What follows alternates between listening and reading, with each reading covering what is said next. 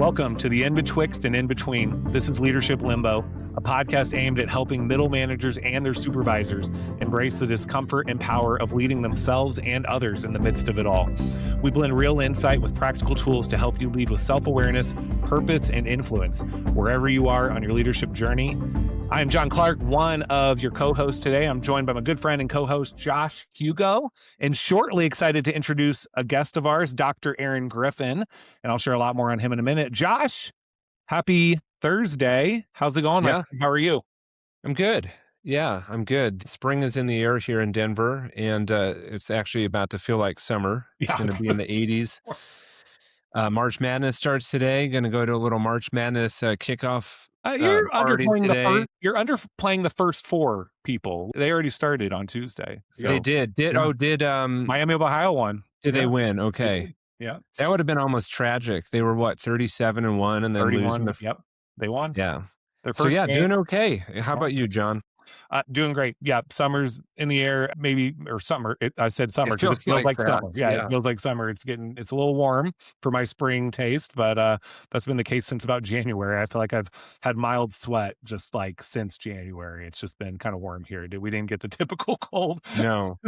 I put some shorts on yesterday on a bike ride, and I looked at my legs, and they were very not tan. They were very white.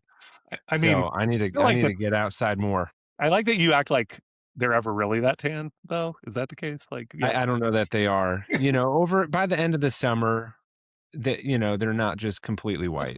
They're the little hue of tan. We're like a family of SPF 50 around here, so no one's never tan here. So that's the case. So, all right. More importantly, we would like to remind you, friends and colleagues, to download our podcast wherever you get your podcast. You can also view us on YouTube. We do lots of little fun clips on there. So even if you don't watch it there, I think it's a great channel to subscribe to just to see some of the clips from our different episodes. But please share it with folks. Leave us a comment. Again, message Josh and I, whatever it takes. Send a ship in a bottle with a note, whatever you want to share your feelings about the podcast. We would simply like to connect further. And, again, share it broadly and connect with us that way. So without further ado, really thrilled to invite onto our podcast Dr. Aaron Griffen, who Josh and I have both had the privilege to work with in our time as leaders. So a little bit about Dr. Griffen. So Dr. Aaron J. Griffen is the Chief Student Affairs Officer at DSST Public Schools in Denver and a veteran educator with more than 20 years of experience across public and charter schools. I feel like it's more than 20, right, Dr. Griffen? It's more than 25 now. It's more than 25. Yeah, I feel like that undersold it. So over his career, he has served as a teacher, assistant principal, and high school principal, and has led organizational work around diversity, equity, and inclusion, and in many other ways as well, which we'll talk about. Dr. Griffen is also a practitioner scholar whose research explores culturally responsive leadership, multicultural curriculum, and equity in education. He is also a speaker, consultant, and co-founder of Prosperity Educators, an educational consulting organization focused on leadership development and equity-centered practices. He is a co-editor of the new book, among many writings and publications that he had, but this one's called Leading in the Midst of It All. We love the title here. Surviving and Thriving Through COVID-19 and Racial Reckonings, a collection of reflections from educators navigating leadership during the COVID-19 pandemic and a period of intense racial reckoning in the United States. Welcome to the podcast, Dr. Griffen. How are you doing today? We're glad to have you. I'm good, man. I'm glad to finally connect with you, wonderful gentlemen. We've been trying to connect for quite a bit of time, and I would be remiss if I didn't give a shout out to my alma mater, Prairie View A&M University. They won their first tournament game. They were one of the first four, and they won their first NCAA tournament game ever. So they're going to be dancing with Florida pretty soon. Okay. They play in Florida? Okay. Yes. What is the name? Their Prairie A&M, what is their mascot or the Panthers? The name? Prairie View Panthers. A&M University Panthers. They're in Prairie View. All right, let's go Panthers. Let's go Panthers. That's right. What's your take on how far can they make a run? We talking Cinderella or Cinderella enough just by making the tournament and winning in the first four? They were the number 8 seed. So last year we only won 5 games. This year we struggled throughout the year. So we were the number 8 seed and marched through the SWAC tournament. Won that, and then we beat Lehigh. So I think folks might be in for a surprise. Okay. This first round against Florida. your alma mater's faring a lot better than Josh's and mine, which couldn't even make the ACC tournament, let alone even sniff Wow. at any other tournament. So we will not. Yeah. It seems like you've got to be like cellar basement level of your conference to not be one of 2 teams that get into a conference. Yeah, Anyway, especially when there's 18 teams. It's really bad. we're proud of your alma mater. A little bit more Thank you. disgruntled about our basketball efforts here. Yeah. But Dr. Griffen, anything else about, like, you read your bio and know your work really well, but anything about yourself that you would like our audience to know that wasn't captured in that illustrious intro there? Yeah. I'm married. Yeah. I was married, so hands off now. I've been married going on, it'll be 25 years in December. Super excited about that. Congrats. And then we have 2 boys, Solomon and Langston. Solomon is 19. He is a freshman at Colorado Mesa University. He's on track and academic scholarship. He's actually classified as a sophomore because he took 36 credits out of high school with him. And he made all region. He has the #1 hurdle time in the conference, the #1 hurdle time in the region, the South Central region of the. He's #2 on the record list for hurdles now, and he's only a freshman, so the sky's the limit for him. And then I have a younger son, Langston. He is 15. He's a freshman at Cherokee Trail High School. He's also a track athlete, but he also plays running back. And he's on the varsity, and right now he is the #1 freshman hurdler in the state of Colorado. That's cool. Yeah. Yeah. So I'm It's like super excited hurdling. about my boys and my wifey. Hurdling is such an amazing thing to pick too, because it's such a combination of pure speed, but with like technique and everything else. So I'm always impressed by people who pick that and then excel at that. So And let me tell good. you, as a Yeah. parent, you hold your breath the entire race. Well, okay, I'm screaming, go, execute, execute, Yep. execute, finish it. It's like, come on, go, execute, execute. Then over the last 3 hurdles, I'm like, finish it, finish it, finish it, because those are the hurdles where you're likely to fall and trip because you're losing speed.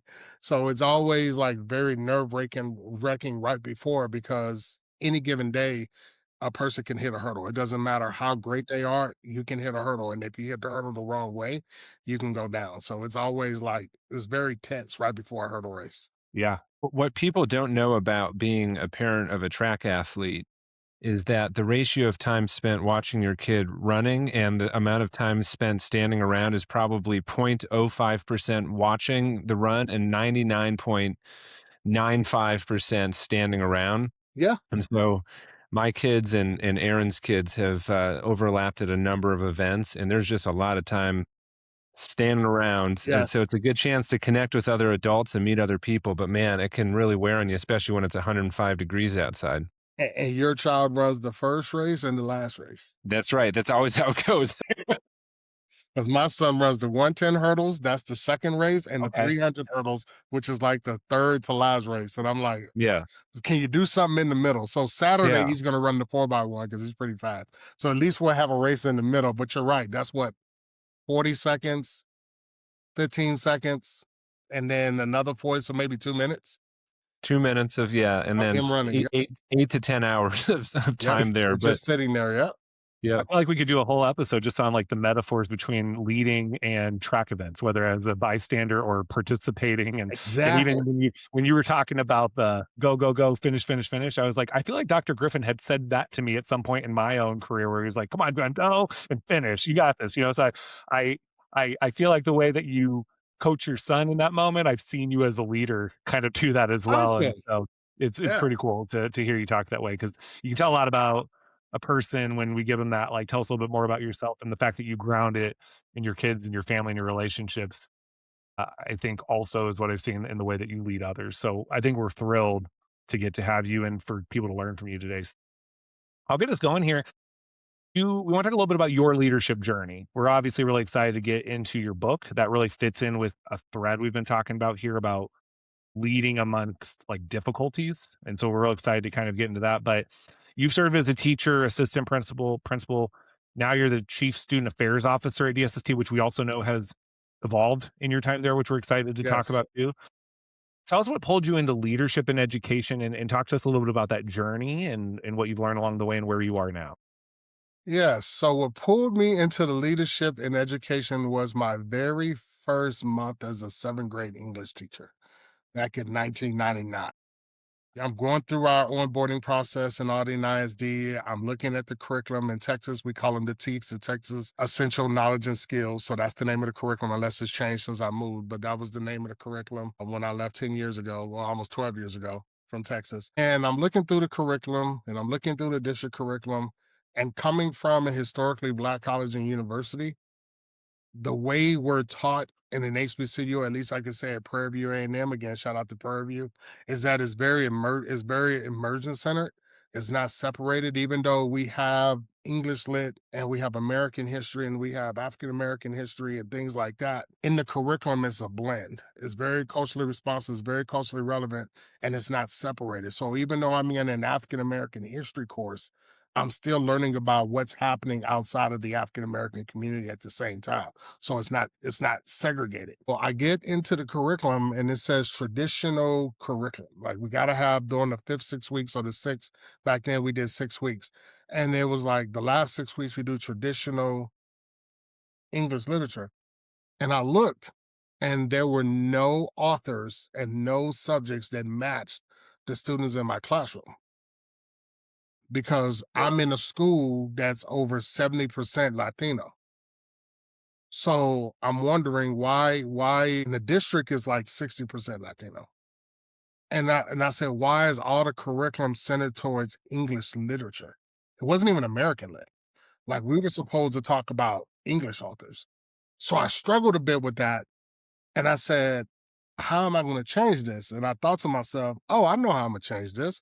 I'm going to go become the superintendent. I didn't know hey, I'm going to go do this. So I go down to Prairie. Sounds easy. Yeah, I'm going to go down to Prairie View. I'll go down there I drive back down to Prairie View, Texas, because I'm finishing up my teacher certification anyway. And I said, hey, where's the paperwork to start the superintendency? And they all looked at me in the office and they said, attendant. I said, yeah, I want to be a superintendent. They said, well, baby, you young. How old are you? I said, oh, 25. Wow. Like, how long have you been a principal? I said, oh, no, I'm not a principal. How long you been assistant principal? I said, no. I said, it's my first year teacher. The whole office fell out. They said, baby, you got to be a principal before you could be a superintendent. So let's start you here. I said, well, give me that then. And that's what started me on that journey. I just didn't like the curriculum. I was like, no, I got to change this somehow. But then I learned over time that I could incorporate things within the curriculum and still meet the curriculum. So that started me on that journey and starting becoming an assistant principal in the same school. So I was at the same school for 15 years, Grantham Academy for Engineering and Audi and ISD. And then I was recruited out of Texas to become a principal in Colorado Springs and Harrison School District 2 at Sierra High School. So I was there 4 years, and that was where I was able to implement a lot of the vision I had as a leader across that campus, with cultural responsive pedagogy, cultural relevance, multiculturalism, having opportunities for students to lead through our restorative justice conversations. We had peer mentoring where students can actually argue why they should not receive an ISS, or argue why they should not be suspended, or argue why they shouldn't receive lunch attention. They get a group of their peers together, go into a classroom where our teacher would facilitate, and they would debate with their own representation. And 99% of the time, the students actually sided with the consequence. So it was pretty interesting dynamic. And then, that brought me to DSST in 2018. My wife was, hey, we need to move. She said, I would like to move to Aurora, Denver. And we moved to Aurora, Denver. And she said, you need to find one of those equity DEI type jobs. I'm like, babe, those don't exist in public education. That's usually in college. And I said, and to do that, I need you to know that that's going to cause a salary decrease, because we make a little more in public ed than we do in higher ed for those types of roles. And DSST popped up on my LinkedIn page and had the founding director of diversity, equity, and inclusion. And we read it, and my wife said, that's you. You need to go do that. I'm like, what? But I would have to start the program. And we'll go start the program. So I applied, and DSST took a risk, and here I am. That's awesome. I want to talk about Sierra, right, is where you were principal. Yep. Is that correct?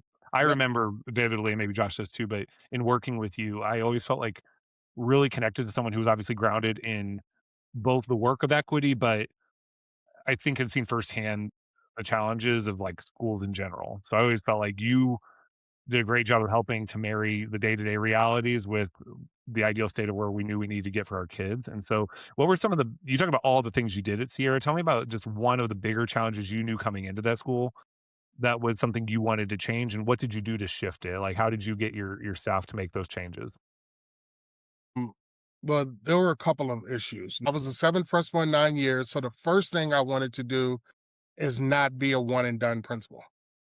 The person prior to me, I think, had done 2 years. So I said, no, I'm going to be here for the long term. So I initially had a goal of 10 years, but I know I needed to at least be there with that freshman class and graduate that freshman class. So that was the first thing I had in my mind I had to do. The second thing I worked to do was to change the reputation of the school and start to help the teachers and students develop a community relationship. The academics were there. There were just things we needed to do to get us over. They had a a very good academic year the year prior, but coming in, of course, what you know about turnover when you get a new leader, you always get a high turnover.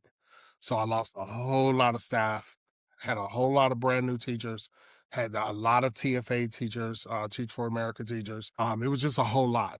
There was a lot of, I will call it was a lot of chaos in the school, fights almost every week, students not going to class, things like that. Losing teachers in the first quarter, second quarter, middle of the semester, not a lot of good relationship with the community. There's just been a lot of things that happened over the years prior to my arrival, and it continued during my arrival.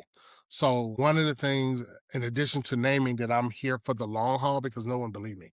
I mean, literally. I mean, after I finished the first year, I came back and I remember parents saying their kids came home and said he's back because they Mm. expected me to leave.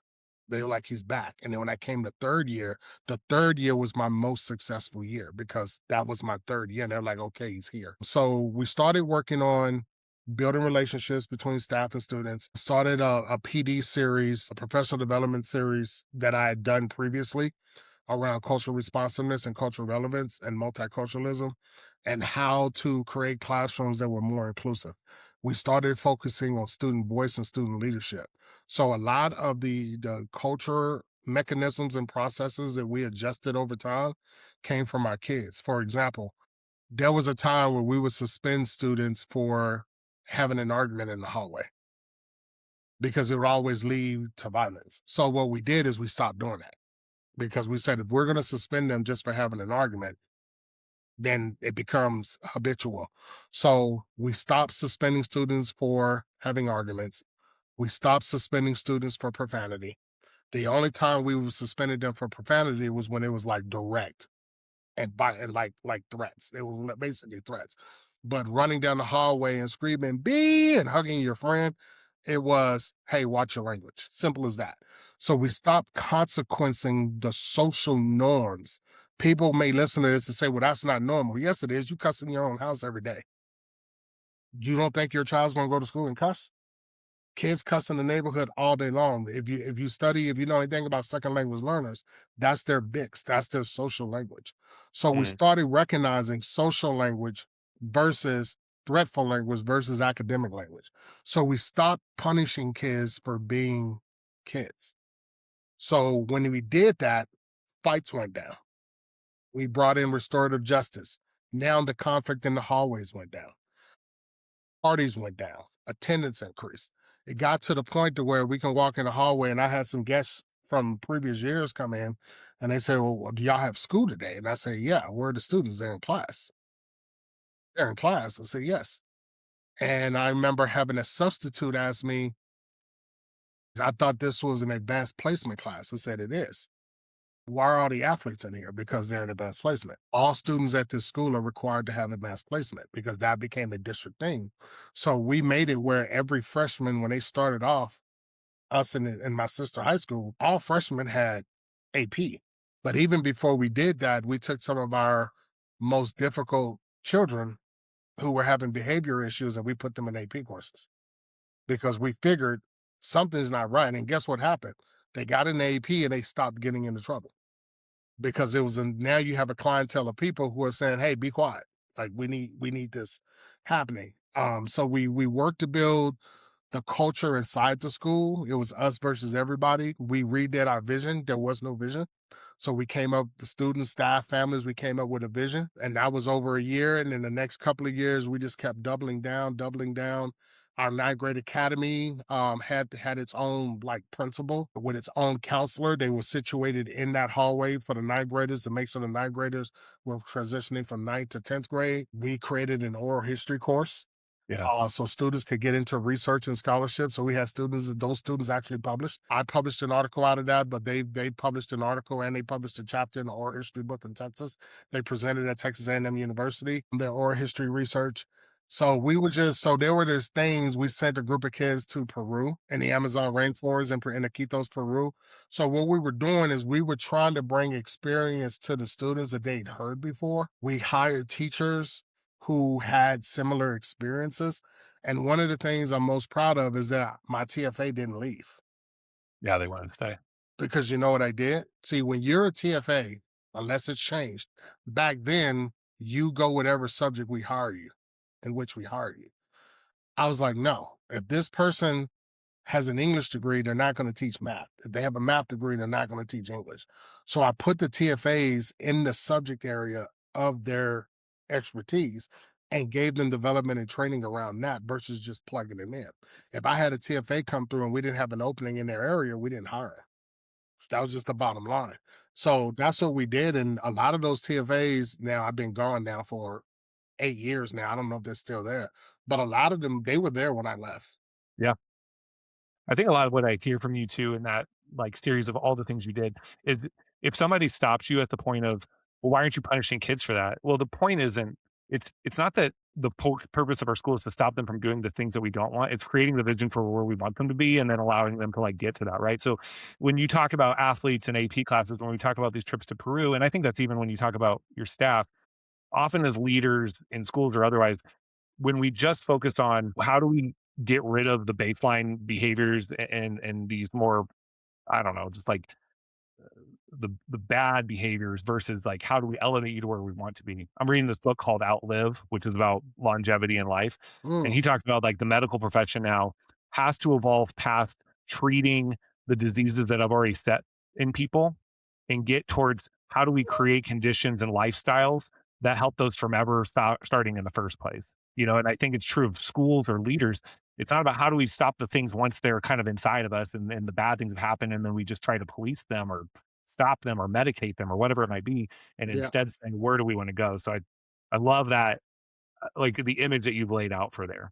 Josh, I want to turn it to you, see what you want to talk to Dr. Griffen about next. Yeah, I have a question, and we have a lot of listeners on this podcast who are not in education. So we have people who, the world of talking even about equity, inclusion, diversity, I think people are aware, big picture of what that might mean. But when you brought up the initial motivation to get into education, which for you was the curriculum, like what about curriculum? It's kind of a two-part question, but what about curriculum drew you so deeply into the work? Like for kind of an outsider, you might be like, that's just what kids get in school. They just get the content. What about the curriculum was kind of the impetus to get into schools? And what is the intersection between curriculum and culture and the work that you still do? Absolutely. The key word is that culture part, because the United States of America is not a monolith. Okay. The United States of America is not a melting pot. See, in the 80s, when I was going to school, we were trying to create a melting pot. And I learned later that that's incorrect. In words of several scholars, we are a salad of multiple flavors. So when I looked at the curriculum and I saw that the curriculum was largely white male, it wasn't even any women in there. It was for traditional Shakespeare, and I love Shakespeare. Love Shakespeare. So there was Shakespeare, it was this person, and I looked at it and I said, why isn't any Latino authors in here? Why aren't there any African American authors in here? Where are the women authors? Where are the indigenous authors? Because I knew in my school we had a small percentage of Native American children. We're in Texas. We're in Houston. So we have indigenous people in our schools. And it was just hitting me because coming out of Prairie View, we studied all of it. So I studied Mark Twain. I studied Percy Bysshe Shelley. I studied the Romanticism. And at the same time, I was studying Langston Hughes and Countee Cullen. So I was able to draw parallels. My history teacher, Dr. Boyd Brown, and my English, my Shakespeare teacher, Dr. Chava, they both said the same thing. I was taking them at the same time. They said, you have to be able to draw parallels. When I looked at the curriculum, I didn't see an ability to draw parallels. How am I, as a 7th grade Latina, whose mom barely speaks English, going to draw any connection to Mark Twain? What is my connection to that? So as the teacher, I had to help them draw that connection and start to make it relevant to them. See, cultural responsiveness is responding to the culture. Cultural relevance is helping the culture connect to another culture. So from a leadership standpoint, because I know this is a leadership podcast, think about hiring new staff. And your curriculum is your mission, your vision, your mission, your core values. This is the way we do things. That's your curriculum. You get a new staff member in, they don't know your curriculum. You're trying to teach them your curriculum, and you have to make it relevant to them. And some folks are like, no, they just need to buy. No, they don't just have to buy in. You hired them for a skill set. Now, once they get through the door, how do you keep them? So how does Aaron keep these kids? How do I keep them engaged? Because they're going to roll their eyes when they open a book and what they see is Shakespeare, thine, thou, thee. And they're like, that I just learned English 2 years ago. And in the meeting, you got me going old English. Now I got to learn a new English. So folks got to understand that in culture, language is different levels of language. So I looked at the curriculum and I said, I got to make it relevant to my students. It's the same thing in leadership when you hire new staff. That's your student. I'm the supervisor. Y'all know 2 of my folks from Mercedes and Salvador. Those are my students. So whatever comes out of SLT, I have to make it relevant to their role. If it's not relevant to them, it's going to go in one area. Yeah, they hear me. Yeah, all right, Dr. G, I understand it's important. This is important. We're changing this policy. What does that have to do with what Mercedes and Salvador does every day inside a school? Yeah. I have to make it connect. So that's how I got so deep into the curriculum, because I felt like if you're not making it connect, you're going to leave kids behind. No child left behind. Kids are going to fall through the cracks. And the critical thinking we want folks to have is not going to happen. That's what's happening right now. Folks are trying to move us back to where we only focus on this. Where if you only focus on this, how am I to know that what this is actually true? Yeah. Or how does it relate to me? Relevance creates engagement. And Precisely. Whether you're a teacher, whether you're a leader, if you're in education, or if you're not, I really liked what you said about the idea that even for somebody coming into a software company, into a construction line, the curriculum is your onboarding, right? What is it that you're teaching people about your culture? And if it's not relevant, if it's not spoken in a way that makes sense, not just linguistically, but even just the content, the relevance to their cultural background, you miss out on engagement. And engagement is what helps you to generate profit. If you're a for-profit business, engagement is what helps you to keep people on your team, regardless of your industry, prevents turnover, it increases outputs, right? So I think there's often this missing gap. I think people kind of, we've been in this space for the last several years, with political changes, where there's just a really quick kind of, you hear a word and you kind of dismiss it, or you get quote unquote triggered by it. But the problem is like the heart of what we're talking about in this conversation, the work that you do, from my experience, is that what you're trying to do is create relevance and engagement. And like, I don't know who runs a business, who runs a school, who wouldn't want that. Exactly. Well, this ties back. We had a guest on a couple of weeks ago. He works for Raytheon, so very different organizations from what you do, right? But the thing he said is the first thing he starts with people in his development, because he's part of the development program there, the leadership development program, is it does start with what are our principles and what are our values and how do we live that. And if they get nothing out of me for the first couple of months, but that's been ingrained to them, then I feel really confident, and they seem bought into it. He feels confident that that person will have success, right? And I think a lot of the ways you're saying that too, it is about the actual protocols we put in place, the curriculums we put in place, but more importantly, are those protocols, those curriculums, those things indicative of the values that we adhere to, right? And that, because then that's what drives people. So I think it's a great place to get into your book, actually, which in the midst of it all, you heard our intro. We love it. We love the name of it. And you were the editor of this book. So we'd love to talk about that a bit. So talk to us about the title of the book, In the Midst of It All. What does In the Midst of It All represent for leaders in education, and in particular in the context of this book? So there's 4 editors on the book. I'm second editor. The first editor is Dr. Cherie Alexander. The third editor is Dr. Deidre Williams, C. Deidre Williams. And the fourth editor is my wifey, Dr. Karen. Her name is Dr. Kay Griffen. She's a part of that. And we broke this book into 4 sections. And I'm answering your question in this way. We broke it into 4 sections. And the reason why we broke it into 4 sections is because when people look at education from the outside, they see just one entity. Folks often don't recognize that there are multiple levels and multiple stages.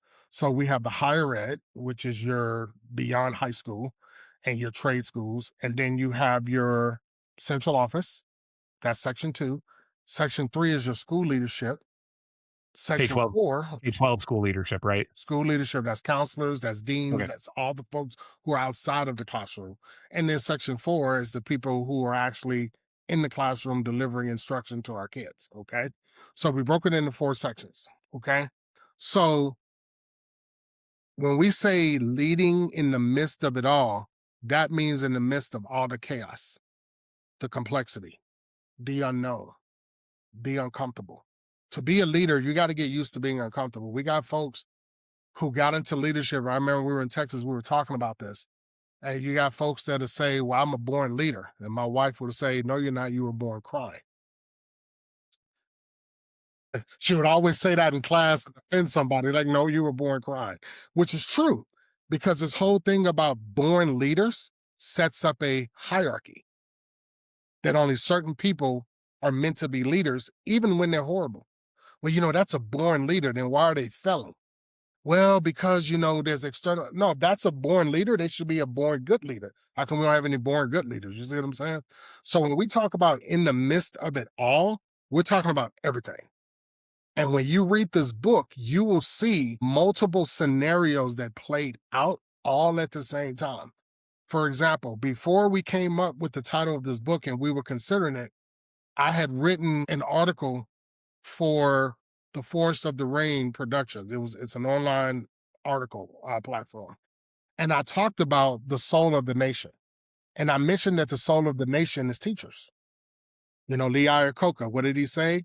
The best of us would be teachers, okay? And I quoted him in there. And I talked about how COVID-19 and all of this showed the underbelly of the United States. And everybody's eating at the same time. We have COVID, we have healthcare inequities, we have food inequities, we have racism, we have anti-Muslim hate, we have anti-Asian hate. All of this converged at the same time to where we were fighting multiple fronts. And we're all looking around like, how do you lead through all of this? So that's where the midst of it all came from, because it was everything. We could have said leading through COVID-19, leading through racial reckonings. We're like, no, there were multiple pandemics happening at the same time. COVID was just the one. But if y'all recall, we had a digital divide that we've always known about. But when COVID came, everybody's like, wait a minute, all kids don't have internet? We have a bunch of students who get their primary food from school. They get 2 meals a day from school, and they don't eat when they go home. So now we got to set up community food centers in schools so kids could have dinner. There were people who were fabricating. They were like, well, we didn't know. How do you not know that? How do you not know that there are kids who go home from school? And thankfully, when I was in District 2 at Sierra, we had an after school food program where kids could eat at 5:30 through a grant. How did you not know that there are kids going to Starbucks using the internet to do their homework? How did you not know that every school has a one-on-one computer? How did you not know that when these kids left and went to Mexico to be with their families, they don't have internet access where they live? So DSST was one of the places who actually mailed, computers to them And like, how do you, kids in their apartments is not set up for learning. It's a 1-bedroom apartment. Where are they going to do their work? I mean, let's be honest too, how the reckoning of, oh, actually what they were getting at school wasn't that good. And so when you try to translate that to these adverse circumstances, it's far worse even than it was, Exactly. Exactly. exactly. So Yeah, that's what the midst of it all is. It was like yeah, everything was coming at once and no one had an answer. The people that were elected had no answer. So in the article I wrote about the soul of a nation, educators and education, the soul of a nation, we had to figure it out for ourselves. yeah, we did. No one was coming to help us. So school leaders, teachers, educators, we figured it out for ourselves. I mean, for an industry that is often weighed down by bureaucratic things, the moment real challenge and real help is needed, it seemed like, but you guys should know what to do here. Like, oh, now you trust us, right? With that in mind, like, as you read through the reflections of many different educators, can you talk to about some of the themes or patterns that you saw across people's experiences that Yes. emerged, whether at the level of teacher or at the level of district leader, like some themes and patterns that came out of that? It was all the same. It's of the level, regardless of the level, regardless of the role, regardless of the experience and skills. The commonalities were one, when chaos ensues and things are coming all at once, people of color and women are the ones that people tend to look to, especially if it's a racial issue. If it's a racial issue, it's people of color. If it's something broader, like feeding children, things like not broader, if it's something else like feeding children, things like that, it's women, because education is 75% women, middle class women in that. Okay. So women were charged with trying to solve this in most cases. Like most of the authors in this book are women, and they're all women of color. They were the ones charged with it. Women were being called into boardrooms and offices. Hey, blah, blah, blah, blah, blah, solve it. We had women suddenly getting promotions they didn't know they were up for. DEI this, Chief Diversity Officer that. As y'all know, only to see that go away over the last couple of years. So that was one common thing, that it was women being pulled in. When it was race-related, people of color, regardless of what it was. And if there wasn't anyone of color to take it on, a white woman was given it. Or a woman who was LGBTQIA was given it. You see what I'm saying? It was the marginalized groups were the ones told to handle the marginalized groups' issues. That was one thing. Another one was the recognition that we are by ourselves. Y'all just said it. In the bureaucracy, education is so low. During that time, the Secretary of Education was a non-educator. No clue what to do. No one knew what to do.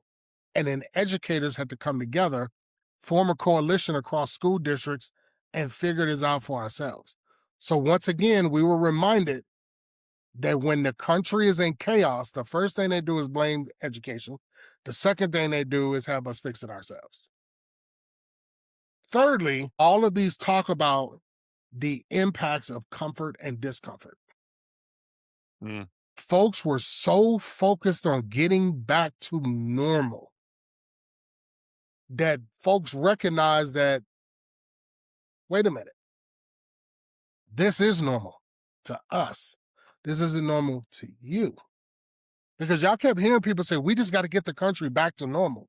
Well, normal for you wasn't normal for many people. And I've had people online say, how dare you say that? Normal for you, being able to watch TV and go to the store and do these things without the worry of seeing a black man shot from jogging, seeing a black woman's apartment raided and she shot. You want to go back to a time where you didn't know that was happening. That's normal to me as a black man. Mm-hmm. You want to go back to a time where you didn't know that Asian people were being attacked and beat up in the neighborhoods because they said this came out of China. That's normal to me. because I've studied this. I know about this. That's my research. So you want to get back to a time where everybody was just like, hey, out of sight, out of mind. We're not in that anymore. Social media, cell phones, we're done. What did Will Smith say? The killing of black men isn't new, it's just being recorded. I mean, this is real.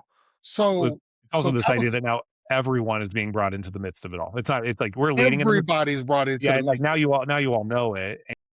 And then these folks are left with like, let's lead through that, knowing that everyone's aware of it. They don't like it. So they're asking us to figure it out now. And then here's the fourth thing, and I'm gonna end on that. The fourth thing was several of these individuals realized that they are leaders. Like you have teachers that realized in the midst of it all, I'm actually a leader.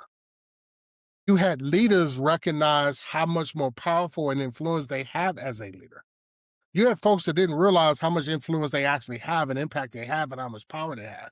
Through these, you'll see that people started to lean into that other part of leadership that they never got trained on, that who they are as a human being. You know, in DSST, we talk about the human condition.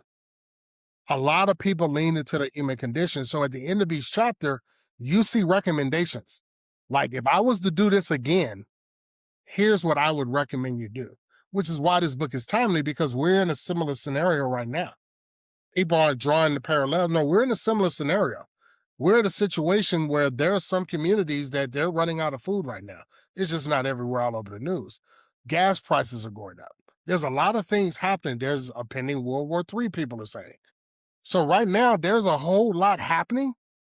And there are parts of this book, the chapters, will tell you how to navigate that should your school have to go on lockdown because DHS is standing outside your school. Aaron, yeah, I think that was kind of a segue to perhaps my question. You can take this however you want. One of the things that I think I'm noticing and I'm wondering, you know, putting my leader hat on is kind of okay, I get all of this. So what do I do? But part B of that question is one of the themes that we've talked about here is the idea of, you know, we mentioned this, like the Cartman drama triangle, which is the avoidance of being a rescuer, the avoidance of being a persecutor, and the avoidance of being a victim, right? Because oftentimes we can take the responsibility from other people. Yes. And kind of make it, we're taking responsibility away from others. And ultimately, how does one lead amidst all of this liminality that you're talking about, where there's a lot of empathy, there's a lot of like, man, this is a really bad situation, I want to fix this, right? We have a lot of heroes. We have a lot of rescuers in the education space. How do you advise leaders to avoid taking on the role of being a hero and still solving these problems where ultimately we're honoring the agency of every person involved in this, whether they're from a historically overrepresented group, historically underrepresented group? How do you do that? I know that's a really big question, but what is kind of just your initial reaction to that? Because I know in working with you, your practice, maybe not even explicitly in word, was often that of honoring each person as opposed to saying, I'm the hero, you're the victim, school leaders, you're the heroes, your kids, your students of color, your families from underrepresented communities are the victims, go and save them. How do you avoid that as a leader here? Well, number one, I remember having a conversation with Bill, our former CEO, Bill Kurtz, and I asked him a question about a situation that was happening. And I asked him, how do you enter these conversations? And one of the things he said is never forget who you are at your core. If you have strong core values and ethics and morals, you lead with that. He said, because that's what, if people know you for that, always go in with that. So that's number one. Number two, what you'll hear from pretty much every author in here, listen. Listen. People tend to want to play the hero because the hero doesn't listen. I love that you named Hero. Go watch Hancock. Hancock sees a problem. He's like, oh, God, dog. Hancock goes and solves the problem and causes $10 million in damage. When Hancock started listening to what people actually needed and wanted, the damage went down and he started building relationships. You avoid being Hancock and tearing everything down by listening. And you're talking about saviorism, which Rudyard Kipling has a poem called White Man's Burden. The white men think that they have to, colonialism, I have to go save these indigenous people. No, you don't. You know, I forgot what part of Africa there was where malaria was not a problem until they took away the mosquito nets and sold that spray that was killing the ozone. And then when that spray became banned, malaria became a problem because they had no mosquito netting anymore. No one asked you to do that. Black Lives Matter. No one asked you to paint floors and stuff. Who asked you to do that? Who asked you to take Aunt Jemima off the pancake box? Who asked you to do that? Listen. So what all these folks are going to tell you is that, number one, collect your data. Listen. Look and see what's happening around you before you start going in trying to save everybody, because people don't need saving. People just want to know, one, can I do it? If that answer is yes, should I do it? That answer is yes. How do I do it? Let me help you.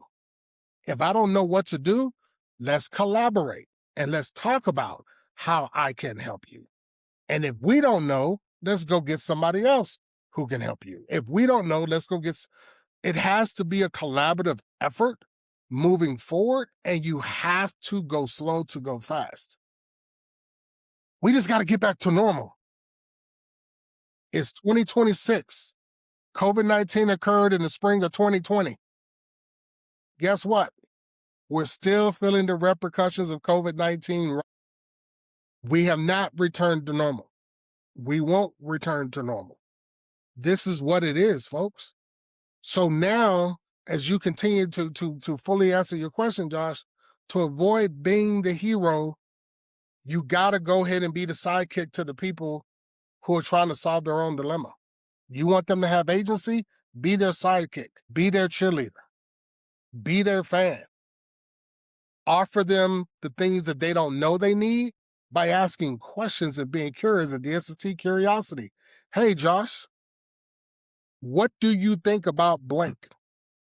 Versus, hey, Josh, you need to go do blank. Ask the right questions. What do you think about, hey, have we considered the possibility of going remote?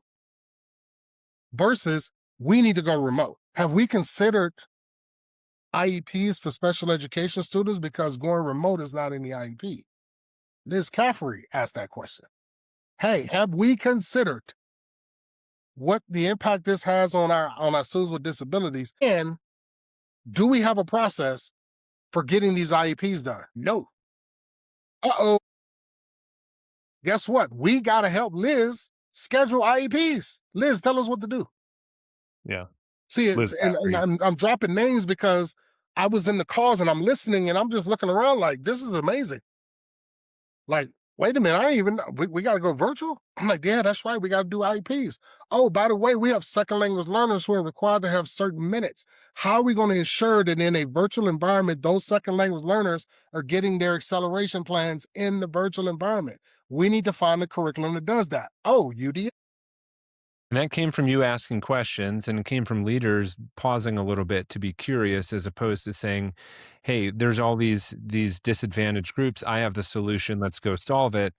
That's operating from a place of taking the responsibility away from others. And I think we keep coming back to that theme of the best thing we can do as leaders is be self-differentiated amidst pressure, stand in your principles, be committed to your values, be observant, be curious, as opposed to taking on the posture of solving other people's problems for them. Because like you said, Aaron, it doesn't solve the other people's problems. So, John, I know you probably... I'll let you take the next one here. Yeah. So I went, and this might be it for me, but we just recently talked about ambiguity and leading about it. And we both made the argument that leadership exists because ambiguity exists. Like if there weren't ambiguity, if there weren't complexities, if there weren't those things, then who would need leaders? We would just, like we said it last time, you just put a project plan together and everyone just executes it, right? And I think the reason ideas on leadership and bad leaders and good leaders exist is because challenging times exist. And so there's both the idea of ambiguity and uncertainty. You brought in the word chaos, which I think is even a higher level of ambiguity, but stems from the same thing. I just get like, what did you learn about leaders that lead well amidst ambiguity? How do they embrace that? And yeah, the chaos part of it. How do people manage that chaos as leaders and get people to come alongside them despite the unknown or the uncertainty? Whenever chaos and complexity, because there's chaos, there's complexity. You can have complexity without chaos, and you can have chaos without complexity. Yeah, there we go. That's fair. Good point. I always remind myself of a question, and I can never remember who said it. I wrote it. It's in one of my articles, but I can never remember who said it. They said, do leadership make the times, or do the times make the leader? I'll repeat that. Does leadership make the times, or do the times make the leader? There are people that believe leadership makes the times. Incorrect. The times make the leader. If you go to the article that I wrote, again, on the heart and soul of a nation, I quote Thomas Paine, Common Sense, where Thomas Paine says that the person is almost like the person who does all the talking, the patriot. When it's time for war, that patriot goes and sits on top of the mountain and watches the war. It's all patriotic until the war starts. It's all patriotic. Yes, we're gonna, war starts. Okay, I'm gonna go watch over here. So in the midst of chaos, we found as editors, in the midst of chaos, strong leaders know when to lead out front, when to lead in the back, and when to lead in the middle. Strong leaders know when to shut their mouth and allow other people to lead, even if it's somebody on the bottom of the hierarchy who knows something we don't know. Weak leaders think their title gives them the power to lead well. I'm a chief, therefore I know what to do. At that time, when all this happened, I was director of diversity, equity, and inclusion. Our CEO marched in and told my boss at the time, the chief people officer, never again will we send another communication out unless Aaron looks at it. I didn't know you could do that. I didn't know you could revise and edit, because he was going to send something out. And I said, don't say that. And I moved stuff around, and he said, oh, I didn't realize Aaron could do that. I knew he was an author. I didn't know he could do all that. He said, nothing goes out anymore. And I want to meet with Aaron twice a week now. I'm a director. I don't normally meet with him twice a month. I started meeting with him twice a month, and I started reviewing all his messages. Strong leaders recognize when other leaders, no matter what the hierarchy is, can do things they can't do. So in chaos, an effective leader knows this is a time for me to improve as a leader, to become a stronger leader, a better communicator, a better planner, a better this, a better. That's what chaos gives us, is growth. It's just like our body. We go exercise to build muscle. Chaos is exercise to build leadership muscle. Strong leaders recognize that. Strong leaders know, okay, this is what I got to do. I got to take a step back and look and see what's happening, and see who are the people who can do this better than me and who can advise me. And walk up and say, John and Josh, you two seem pretty calm about this. Would you mind sharing? Yeah, 2 years ago, we had the same problem, really. And what did we do? Oh, well, does that match now? Oh, yeah, we got it. Boom, I'm done with it. Versus, right. Hey, I need everybody to sit down and we're going to solve this right now. Whiteboard, here we go. Here's the problem. And everybody's sitting there like, dude, this happened last month. We already seen this. So that's what I learned, that in chaos, leaders have to find ways to pollinate other leaders, find ways to cultivate other and cultivate and empower other leaders. That's what you have to do. And I think it's a clear distinction from the challenge you said earlier, which was, we have this problem that we were blind to before because we didn't care about it, but now it's showing up. You all go fix it because that's you're a woman or you're a person of color, so it's your issue to deal with. That's different than we're all in this together, but I need your voices. Like, let's figure this out. And I want people to follow that distinction. It's not about casting someone to handle things you don't want to see or be blind to. It's about, I'm in this with you. but I can't do it alone. Let me give you an Right. example. I'm going to give you an example, and I've shared this story before. I don't think he's realized how powerful and impactful this was. All this happened within 2 weeks. And the last big thing, it wasn't the last, but the video shows up showing Ahmaud Arbery. So we're trying to figure out what we're going to do as a network because you could feel it. The tension is thick, kids, staff. And I remember getting a message from Christine Nelson saying, hey, I need you to take a breather and log off for a little bit. I got it. Suddenly my phone rings. It's Bill. Hey, sir. AG, I need you to log off. I'm like, yeah, as soon as I finish this letter. No, this is a directive. I need you to log off now, get out of the letter. Tomorrow, if you're up to it, you can review the letter, the communication we were sending out. Tomorrow, if you're up to it, I need you to log off now. We got it. Understand, I'm the Black director of diversity, equity, inclusion, and a Black man was just killed in the neighborhood on video. That's my job, y'all. If I was a white man, that would be my job. Doesn't matter. He saw that I was so connected to this that he needed to take that leadership away from me for a moment and have somebody else. Y'all need to lead on this. Aaron can't do this. He called me and said, I need you to log off right now. Shut your computer down. I don't want to see any more messages from you. Get out of the document. We won't send it until tomorrow. If you're up to it, you can give us a final review. If not, let me know and we'll take it from there. That's what you do. Like he knew, to your point, John, he knew like there are leaders who could do this, but also know when you have a leader, this is not the time for them to lead on that. Even though that's their area, that's their responsibility. I'm strong enough as a leader to say, one of you needs to take this on. He needs or she needs or they need to be removed from this because they're too close to it. The recognition of like, we're in this together, right? Precisely. I think as we're in this together, like it'd be easy for, someone who looks like Josh and I'd be like, you know what? I'm not qualified to talk about this or write about it. I'm not going to do it. We need Aaron to do it. He knows it.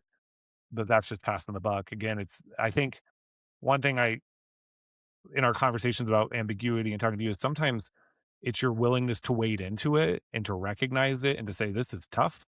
This is challenging. And to actually sit in it and be in the shit a little bit. That's where good leadership shows up versus the people that say, well, I'm the leader. I'm too far above this. I'll see you guys later. Good luck. The willingness to lead. Send me the draft when it's over. Lead into it's uncomfortable. You got to lean into the uncomfort. Yes, it's hard. It hurts. It's scary. You can't step back.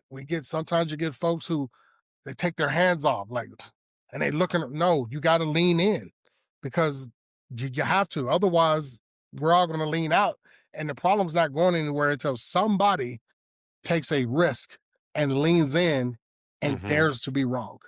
I always tell the people I manage, dare to be wrong. What do you mean? Excuse me, what do you mean by that? Dare to be wrong. Go do it. We all agreed. And if we're wrong or get it wrong, we apologize. Get the feedback and modify it. Be willing to be wrong. We got some leaders who don't want to be wrong. I'm wrong multiple times during the year and I get emails about it. Okay, my bad. I apologize. Tell me how I should have said this better. Yeah. Simple, but a lot of leaders don't do it. Yeah. I wanted to, just as we kind of close, we're going to kick one more question your way. But I think that quote that you attributed to an article you wrote before, the idea of do leaders set the times or do the times set the leaders or whatever the verb was. But I think it's such an interesting, it's almost like a spiritual piece to it of saying like, if you believe that you're always in charge of the universe, it's not going to be productive. It's not going like there has to be an acknowledgement, a kind of a humble posture, a humble foundation to how you see the world. And if you operate as I'm in control of all of this, the end result is often poor. So I thought that was just a really beautiful quote. So thinking of leaders that have inspired you, whether through quotes or through personal relationships, whether alive or dead or people you knew about, But we want to leave you with the question of who's the most important leader that you've worked with, famous or otherwise, and what qualities did they have that shaped your own leadership? I really appreciate y'all sending me this question early because I'm like, wow, that's a very good question because I'm a sponge. So I've taken every leader that I've served with or under, I've taken a piece of their leadership. That goes back to my first principal, Diane Aitchison, all the way to my current CEO right now, Nella Garcia Urban, and President Antoine Wilson, who supervises me. Okay. I take something from everybody. But when I thought about it, I said, I got to go with this gentleman. He passed away years ago. He passed away he drowned. He was in his kayak fishing and he drowned. First Sergeant Jimmy Davis. He was our LOTC. In high school they have ROTC, and all the ISD in middle school they have LOTC. So his was Army. And I say him because when I think about my trajectory as a leader, I think about the way he led the students and the presence he had around our campus. So I learned presence from him. When it did help. He was like 6'4". Okay. He was military. He was part of the Army Corps of Engineers. He had a very booming voice. So when he spoke, everybody listened. He had this call, and everybody he had this call. But with him, I picked up on, as a leader, he walked with such a level of confidence, a level of, I know who I am, I know what I can do, I know who I lead. And he walked with that. He walked down the hallway with such a presence. And when he spoke with such authority, not authority as I'm the boss. He really knew what he was talking about. Like, you couldn't talk to him about the Army and military history and about the Army Corps of Engineers. You couldn't touch him on that. Now, you can argue with him about algebra. But when it came to military science, you can't argue with him on why we were in Vietnam. He was in Vietnam. So there's no debating him. He was there. I'm like that now. Like, I was there. You don't get to tell me what it's like. I was there. And like I said, when he spoke, people listened. So I learned over the years, I'm like, wait a minute, I picked up a lot of first sergeants' nuances, because when I walk into buildings, I walk with a sense of authority, a sense of confidence, a sense of pride, and me as a leader, who I lead, and that when I'm showing up for people. When he showed up for you. Like, hey man, can you stop by the classroom? Hey brother, what you need? It wasn't, man, what now? It was what you need. So I realized that, like, there were times where y'all were like, hey, Dr. G, can you stop by? Yeah, I'm coming in. Tell me what you want me to do. That's how he led. Yes, I'm First Sergeant Jimmy Davis. I was in Vietnam. I played basketball for the Army. He was in the man was so good. He was on the basketball team where man would average 40-some points a game. But when you called him for help, what do you need? What can I do for you? Hey, don't say no more. I got it. Or, well, let's backtrack a little bit. Why do you think that's important? So I learned, I said, I picked up this man's nuances, and even to this day, I still use some of his characteristics. So that's why I said First Sergeant Jimmy Davis, rest in heaven, my big brother. Love it, man. Yeah, that's fantastic. Yeah. Well, John, I don't know if you have any last notes or questions. Otherwise, I think we close things out. We just are so thankful for you. I'm so thrilled you could finally get on here. I know we've been talking about it for a bit. And this is fun, man. I just love you as a thought partner and as your insights. And I think it's run clear from all the insights, not just of your own, but the things you brought in from leaders you've read about and quotes you have and inspirations that you've flown through. And keep doing the good work, man. We appreciate it. Appreciate it. Yeah. Well, yeah. Thank you to Dr. Aaron Griffen, author, leading in the midst of it all, surviving and thriving through COVID-19 and racial reckonings, amongst many other writings and thought leadership. Check him out on LinkedIn. And until next time, this has been Leadership Limbo, where we make space for the tension and tools for the journey. See you in the in-between.